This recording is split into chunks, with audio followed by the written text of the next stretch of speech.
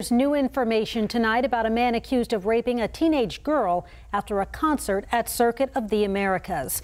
The Austin Police Association is demanding a judge be reviewed for allowing that man out on a prior bond. KVUE's Kris explains.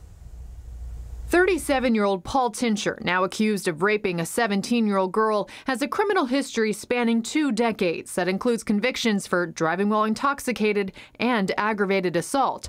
Before getting arrested this week, though, we've learned he was arrested in March for possession of drugs and tampering with evidence.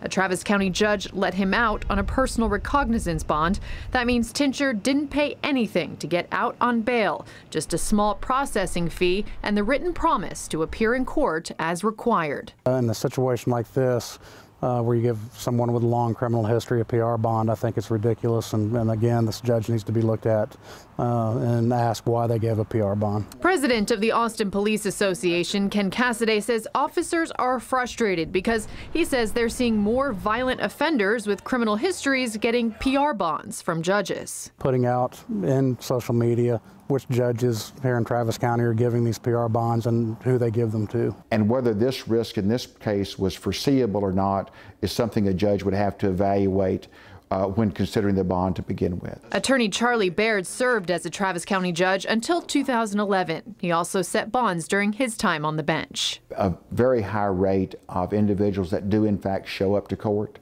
and individuals that do in fact not commit any other crime. Cassidy agrees there is a good use for PR bonds, but says Tincher is one of several recent cases where police believe the decision was questionable. What we have a problem with is violent offenders and people with very long criminal histories being given PR bonds.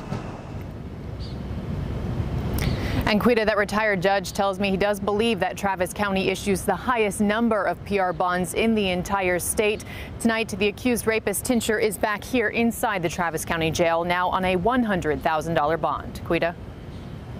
Kris, thank you. And we reached out to the parking contractor for the event at COTA. The Transportation Management Services president tells KVUE it hired a subcontractor for the event, and that's who hired Tincher.